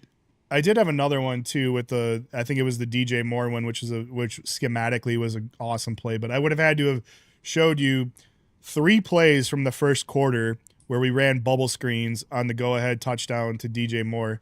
We ran these bubble screens to set this whole play up, and we on the touchdown to the go-ahead touchdown to DJ Moore, the corner bites on the fucking bubble screen like you wouldn't believe. Wouldn't believe. And it was just the most amazing thing to see how badly he bites down on that bubble screen, and then DJ comes free. So I'll good. that reminds me of the there's an old interview with a catcher. I can't remember what the catcher was, but he was catching for Nolan Ryan. And there's a famous comment where they were like and they were up like something like 8 runs or something like that in like the 8th inning or something like that. And he had basically thrown like a 2-hitter or something like that. And someone came up and he was like, hey, he shook off a pitch, and the pitcher came up, or the catcher came up. He's like, what's going on? He's like, these guys are pretty good. We've got this game in the bag.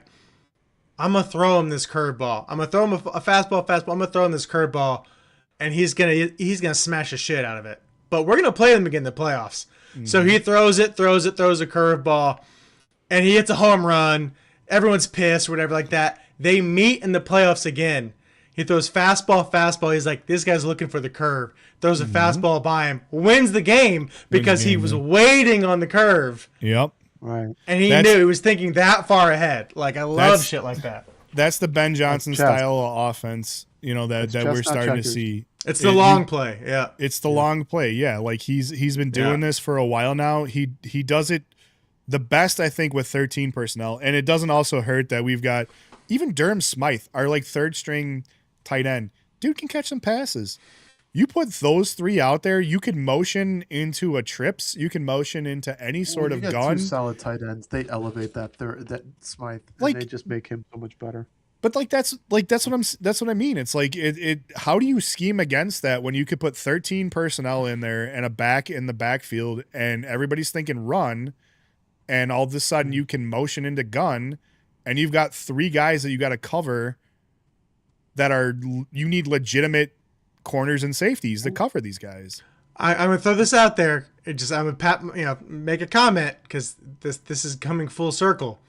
I do remember somewhere not long after the draft, some fans being pretty frustrated that the Bears took a tight end, and then someone, I will not name names, had mentioned the success that he had with 2 tight ends in Detroit, and they didn't think it was that bad of a pick. No, I really truly like tight end was the pick. There's opinion. some meltdowns out. There's some meltdowns out there too of Green Bay, of the Green Bay sport, ESPN. Yeah, they were laughing. Loveland again. And I thought, I thought Warren was the right pick. And I thought so too. Would have been wrong in the system either. Probably would have. You really couldn't have gone wrong with either of them, but right. Yeah. But I think that Loveland's length is definitely that mix between his body is a differentiator. Yeah, between wideout or X and tight end is just phenomenal.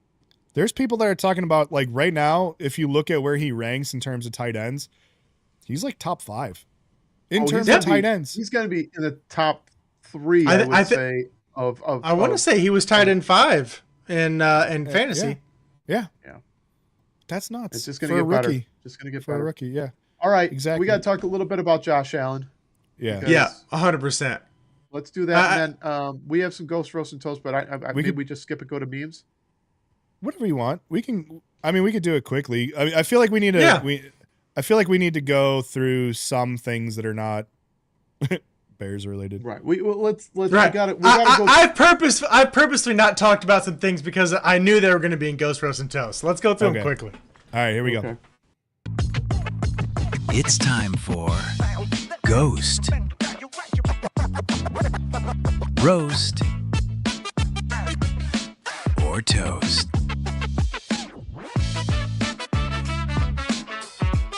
Plus, I just love that intro. We haven't played it in a while. It's been a couple of weeks. Well, couple of podcasts, which means at this point months. Sure. I did receive a direct message from Drew saying recommending a name change for the podcast to the Bear League Society. As soon as you started, the words were leaving your mouth, I knew exactly where they were going. Yeah, which you knew where it was going. You're not going to get any. It's been tough. I'll just put it that way. Like, it's been tough for. I feel. I don't know. I don't want to speak for Jason, but it's been tough for me to keep it even keeled across the entire NFL, since I know a lot of you guys are obviously not necessarily Bears fans, but Everybody's a Bears fan. I said you got to give him this episode. Like this one. We of might all the not be here next episodes, week. this is when I'll give you. This is when I'll give you. We'll be doing therapy next week, possibly. We might be doing therapy next week for sure. Maybe real therapy next week. Keeping the faith, but yeah. Nah, house money, man. We're playing on house money. All good. Right. All right. So, I'll do mine real quick. Why don't we just go first. just bounce through it. We'll just go. Sure. All right. Start with the Top of the ghost. list. And Who we'll was a go. ghost this week? Goes for me, Eagles. So obviously, major drop off at the end of the year. Just kind of fumbled into the playoffs. Put on I guess they elevated their game a little bit, but ultimately fell short. That was a nothing burger. It was from them. nothing. It was nothing. They were ghosts, and so and we talked about that's a good one. I'm glad you put this one on there, because early on in the season we talked about, probably even preseason, I started to talk about the fact that the Eagles and the Chiefs were starting to ascend to this spot within the standings where I felt like they realize how good they are, and they know how to manage a season so that they can make it to the playoffs, get in, and then turn up, crank it to 11 essentially. Right. Turn on the afterburners. Turn on the afterburners, whatever, Top Gun fucking reference you want to throw out there. But that was a total nothing burger from them and the Eagles. And so that could not have gone any worse, to the point where I almost wish they would have squeaked that game out, because I would love to have played them next week instead of the Rams. Just, I would be licking my chops compared to the Rams. But yeah, I totally agree with that one. Yep. All right, my ghost this week, probably a cherry picked and an easy take, but I'm gonna go with Justin Herbo. Yeah, it's up in my top 3 too. Yeah, that was going to be my pick until I saw it was yours. I'm like, that was the biggest fruit. But he's garnering a name for himself as the biggest what if quarterback in the league. Terrible stats. I'm not even going to read them off. Though I will say, I think if you look at the PFF grades of his offensive line, he's got bottom 3 across the interior line. Bad. Bottom 3. It's so bad. I mean, he was pressured on damn near 90%, I think, of his dropbacks. Hard to win a game when you do that, but definitely doesn't help him shake that moniker of the biggest what if quarterback. Can't figure out how to get anything going in the playoffs. So he's my ghost for this week. I don't know if there's an age limit on child endangerment, but that offensive line should be tried for something. That man was beat to death all game long. Every single play he was wincing. And he looked. They were pass blocking as if it was a suggestion. Right. So that was Like, that was actually my roast, was just the Chargers in general. And then I will add, because of that loss, they have now squandered the rookie contract of Justin Herbert. So now he's what are got to you gonna go do? into. That's tough. Watch So him go just somewhere my else roast and was just just the Chargers absolutely overall. sling it. Yeah. Yeah. Yeah. It's Oh also yeah. tough. Well, It's also tough to judge what you have right now in him. right. You know, like he's good during the year. Like he's starting to get, garner the chokes in the postseason. But like if you can't put an offensive line in front of him, I don't think. I know I have him as my ghost, but it's just like, what if he had an offensive line? How different would have that game have been? Hard to gauge. Caleb And if you Williams. got to pay this guy, his first big name contract, are you going to do it? Or do you think that this was equally his fault for some of the Caleb I think Williams, he did have a 68 pretty sacks. I think he did have a pretty lengthy ball hold clock as well too. So Somebody's How much got to get was open. offensive? Right. They got to get open. Right. Right. It's tough to get open in one miss, Right. and then he's getting hit.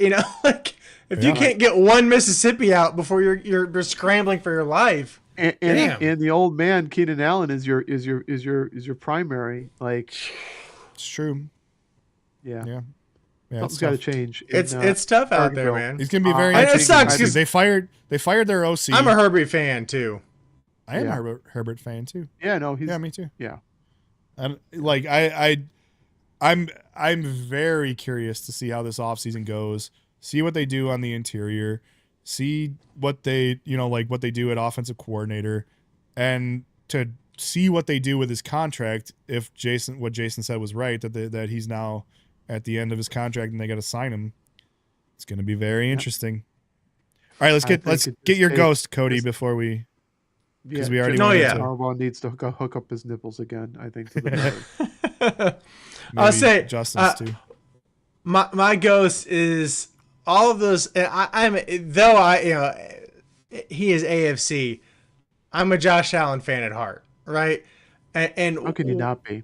I like right, and one particular group of people that seemed to disappear after the game were all those haters in the on the interwebs saying like, oh, if he can't win, now that Burrow's not in the playoffs, now that Pat Manholes isn't in the playoffs, now that Lamar Jackson isn't in the playoffs, if he can't win this year, he's like, no, bum. dude, he went out there, handled his business, he's moving on, and they got awfully quiet all of a sudden. So I think all the Josh Allen haters got real quiet real fast after that game.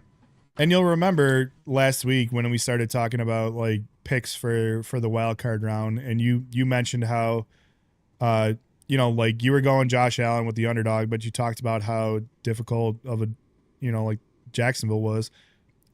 I said they're hot. They're hot at the end of the They're season, hot, which yeah. I don't think anyone And- could disagree. Yeah. No, yeah, and I said the same thing and echoed that, and then immediately picked Josh Allen and the Bills to get through, which was a clown take for sure. After spending 5 minutes talking about how I thought Jacksonville was a problem, and then they get through. But I do tend to agree. I like I mentioned prior to that clown take, I do think the Bills were my pick to come out of the AFC simply because they have the biggest amount to lose. And they proved that they can come out against a pretty tough first round opponent. So we'll see. I don't know who they draw next. It's not Denver, is it? Who they? I'd have to look. I don't know. Yeah, let's At look this there. point, there are no easy games here on out. Like You're right.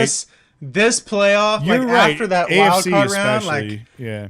this is like it's filtered out pretty quickly. I mean, and yeah, every team they that's both left are. like They is both are. definitely seems like they belong to be there for sure. They are playing right. the Broncos. Broncos. That's gonna be a game. Yep. It's gonna be a good game. It's going to be Yeah. a great game. But I still think by the the way- Bills have the most to lose, and I feel like they could put this whole This could be Bo it. Nix, this whole Bo Nix could be it. Cinderella story kind of to bed. Begging They for got a no Bills excuses. Bears Super BC's Bowl. not in That'd be it. great. Yep. I'd be fine. They got with that. no excuses. That will be So, the coldest. Those two teams, like two of the coldest teams in the league. Yeah. The poor my tailgate buddy tables. Jim in the chat personally texted me to remind me that as a giant Wolverines fan, that he was all up in my business about Loveland during the draft and how good he was going to Good. be. Yeah. Yeah. My And, my I take didn't on want my, it. I hate the my Wolverines, take so it was that. yeah. My take on Loveland over Warren was coming from a place of complete ignorance. I did not watch enough tape on either of them to know. I just know that Tyler Warren was regarded as the number one tight end, and we were sitting in a position where we could have taken him. We didn't. We took Loveland. Well, They're two different Warren's, tight ends. right? Warren's Completely different. I know that now. tight end. I did not know that before. I'm saying it's coming from a place of ignorance. I did not know that. I was not familiar with Colston Loveland's game.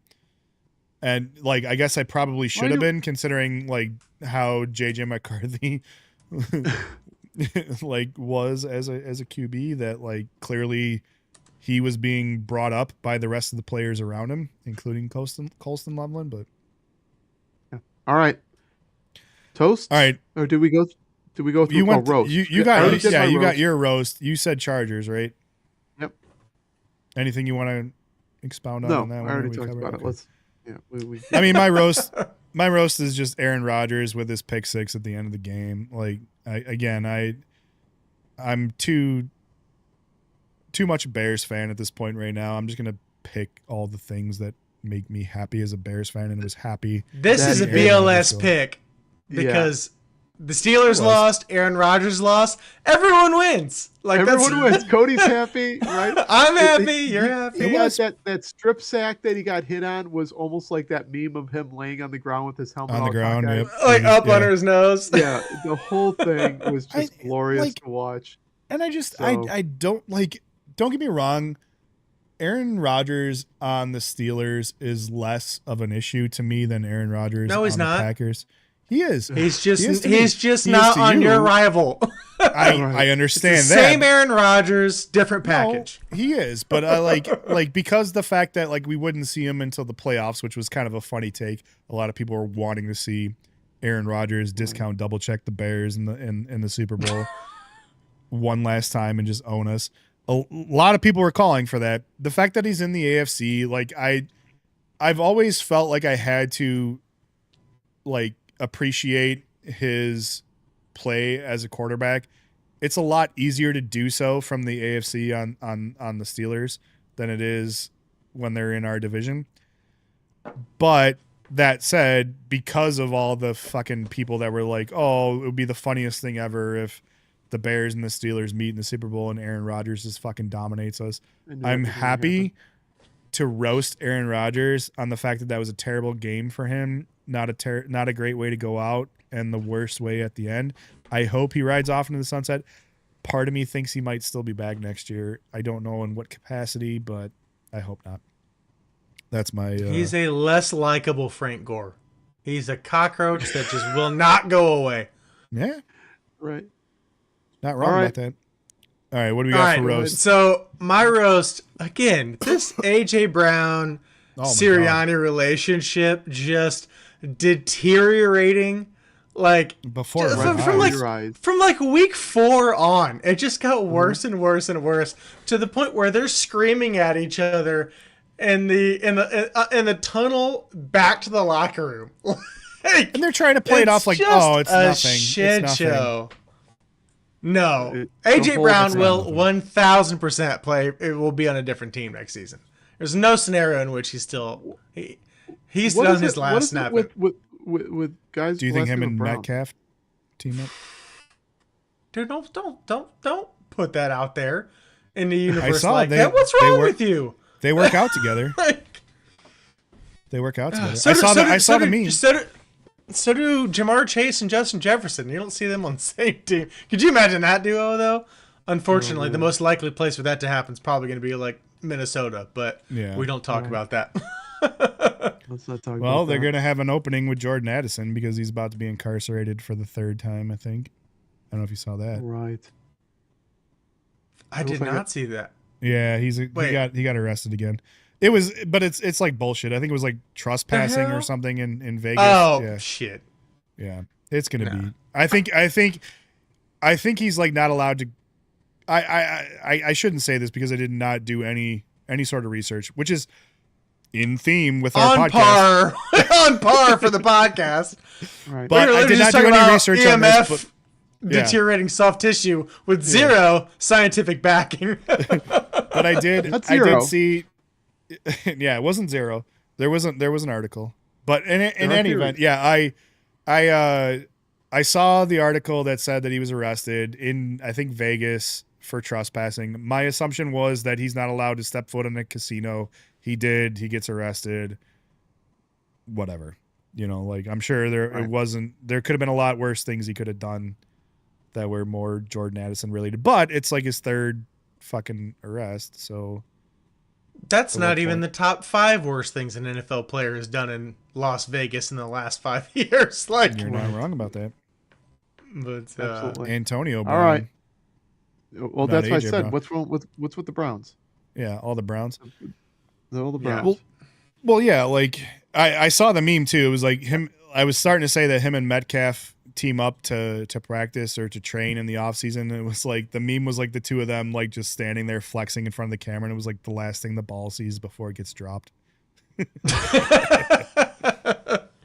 yeah, I love that his comment after the game was, "They barely threw me the ball. You dropped 3 passes. Fucking passes. You're not getting the ball ever again. No, absolutely not.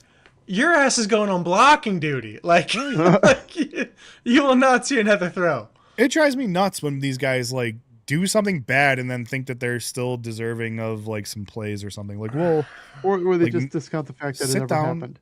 yeah, sit down on the bench. Next week you'll get your chance. Figure it out. All right, right, on toast. to toast. You're Puka. up, Jason. Puka. Another Puka. 100-yard game in the playoffs. The guy is a freaking game wrecker, and I'm just hoping that he just He's a his mental fingers case, fall though. off or something like that in the cold. I don't know. I don't know what he's But- doing right now. He's going on fucking Twitch and streamers things, like just saying spouting off all sorts of bullshit. You Right. saw all that, right? Keep talking. That was a weird thing, because that was, and again, shenanigans can be had and all that stuff. He was literally hanging out with a streamer, and the streamer was like, trying to like help him put together bait like him. a touchdown celebration. And like, you should do this. Like, Oh, he yeah, didn't know yeah, what the yeah. hell that was. He's like, okay, yeah, I can do that. And then come to find out afterwards, he's like, I had no idea that's what that meant. Yeah, Like, I did an anti-Semitic fucking celebration. Yeah, Right. I mean, but like, Jeez.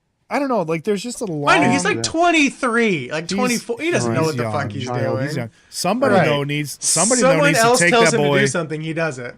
Somebody needs to take that boy and turn him where he needs to go, because he's going in a wrong direction right now. And like, yeah, you start with the fact that he started live streaming on his channel in the middle of a locker room. Like, you got veteran people that were telling him to shut his mouth. He's got the live stream. He's like, I'm not live streaming. Like, everybody's on live stream watching. He's like, I'm not doing that. I'm not doing like, the fuck. Yeah. Who are you Mind trying to you, pull? he has said plenty of other stupid shit this season. And That like, too? someone Yeah. needs to snatch his phone away, like Yeah. Juju Smith-Schuster's agent when he's doing TikTok dances at midfield. But like, he said plenty of other stupid shit. The anti-Semitic one, I think, was actually genuinely a misunderstanding. A misunderstanding. As opposed to some of the other I'm stupid not shit that posting he him said. for anything but his play. So just Yeah. let's make that abundantly clear. Yeah. His play was top notch yet again. Jason is toasting to his anti-Semitic remarks and his dip. I am not doing Let it be that. known. Thank you, Cody. That Just Jason is an anti-Semite. No, I'm totally Clarification. kidding. We're gonna get kicked off of guys. YouTube. 1,000%. No, Jason, I'm just 1,000%. joking. Come on, what are you doing to me? What are you cheers to, We're Andy? joking. We're I know. one. Caleb S. Williams. You can move on. We already. I was gonna do the video breakdown at this point. We already did the video breakdown. That 4th and 8 fucking pass was nuts. She was a beaut. We'll leave it at that. And yeah, All right, we'll Cody. leave it at that. All right, I'm toasting to just this wild card weekend. Like, Here. this is one of my favorite wild card rounds, top to bottom. Even the games that weren't great, like don't get me wrong, the Patriots absolutely handled that game. But even the Steelers game, I loved watching that implode. So like for me, this is one of my favorite, my favorite wild card weekends. Sans Bengals that I can remember in a long time. It was a great Great. wild I card mean, weekend. some incredible games, nail biters. Fun for all. Even if CJ your team Stroud, wasn't like, involved. in that game, like, fumbled the ball like 4 times, threw a pick, and still won the game.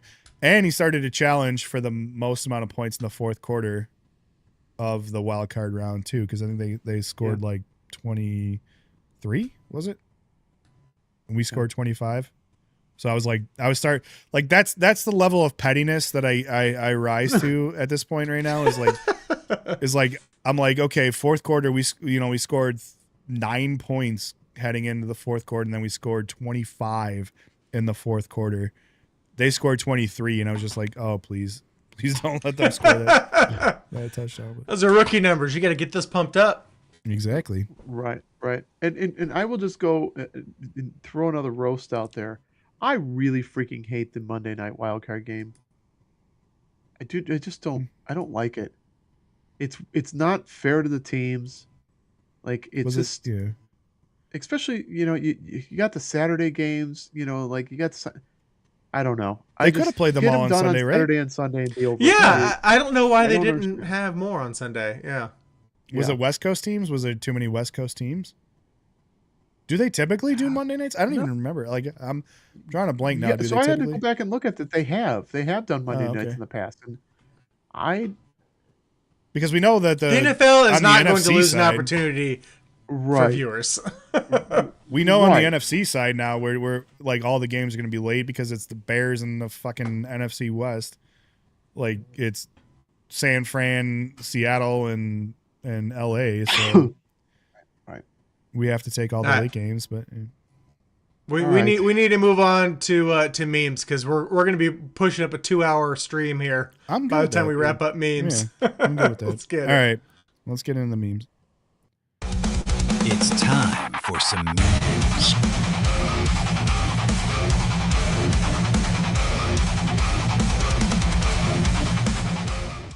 You guys are gonna be so pissed Oh, because they're all Are they all Bears? Are They're they all all Bears. Bears? Oh, damn They're- it. All right. you guys are gonna be so pissed. All right, the 19 of the 20 memes come from this really awesome NFC North meme wars thread where everybody started to like come up with names for all the NFC North coaches. So it's not just Bears, but it's all NFC North coaches. It started with this one. I present to you Bent Johnson.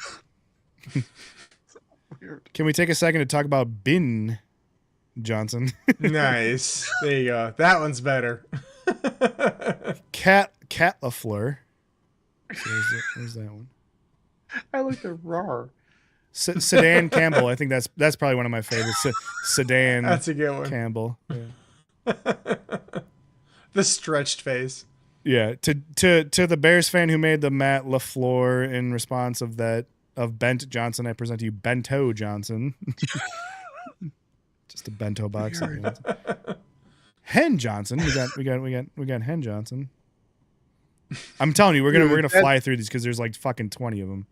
This God. is- We got Kevin O'Donnell Unhinged. for your consideration. They get better, trust me. I don't. This one, John Benson Boone. It's like like a portmanteau. Benson Yeah, I know Benson Boone. He did the backflip and everything, but like, yeah, we got John Benson Boone. Dandelion Campbell. That's a good one. More fitting Dude. recently. It is more fitting. Your life in this Reddit and this sub is just not great. Lost LaFleur. I don't really know what that means, but I like it. Anytime we making fun of The show lost, I'm LaFleur. sure. You've all been butchering this man's name. It's Sven Johnson with the later hosen. Nice. I'm tired of everybody saying his name wrong. It's Matt LaFlavor Town. So bad. You've seen Matt LaFleur and Bento Johnson, but have you seen Kevin O'Connell? Jesus. Weird. I hate to waste prime off-season content, but in response to Matt LaFleur, I give you Kevin O'Kernel. Starting to get back on track a little bit. Yeah, it's Matt LaFleur. Matt That's LaFleur. a classic. That's a classic one. With the red circle. circle. I know. With the- I'm Yeah, noticing the red circle circles. is part of the memes. Yeah, like I don't understand it, but I subscribe to the Packer fan who made Ben Johnson presenting Matt LaFleur and John Hunt. I don't know. I'm assuming that's some sort of fucking like tactic, chess move, but Right. yeah. Someone went deep on No, that one. it's not a new name. I've always been Johnson. That one. Oh, jeez. Matt Lador. I know you guys don't find these as funny as I do. These are kind of like missing Matt Lador. All right, and so to round it out, we got through that pretty quickly. Here's our musical outro for the week. The Raiders fans while watching Fernando Mendoza sling the rock. So everybody enjoy. It's 46 seconds. Well, who am I to keep you down? Cheers, It's fellas. only right that you should play the way I don't know why, but it you works, feel right? it. Listen It's not Jake Moody kicking to the sun. Yeah. But But it's like I don't know why. It's Fleetwood Mac, and it kind of works with this cholo dancing around. This meme could have been an email. Like, Maybe could have. what I give credit is this person just walking and just aping This clearly wasn't the song that was playing, but it fits, in my opinion. he's vibing though. him. He's Right. vibing. He's in it. That one's definitely going to be flagged. Oh yeah, Right. for sure. We'll cut that one off. Yeah, I don't think Fleetwood Mac's going to make the cut for for copyright. But Nope, no chance. We just might need to show the Jake Moody one again just for fun. At some point, we can Oh, throw that man. one out there. So much If we're fun. just feeling like we got a video that we just want to kick off into the fucking oblivion where nobody can see it because of copyright, we can certainly throw the Jake Mooney one. that would be a good 2025 rap video Right. of like best moments of the year kind of thing, because that was one of Ooh, my yeah. favorite personally. we did the It's right up there. I did the Justin Fields rap video. I saw that. Oh That yeah, was very if cool. anyone has not seen the shorts that Andy put out this week, he's catching check his it out. stride for sure, Go- because yeah, the go check Justin it out. Fields one was solid. All right, But, gentlemen. Folks, we have How's it reached that going? time. I have empty. I have You're empty? my can. Crushed it. Yeah. Crushed it. Same. So, Good times were had by all.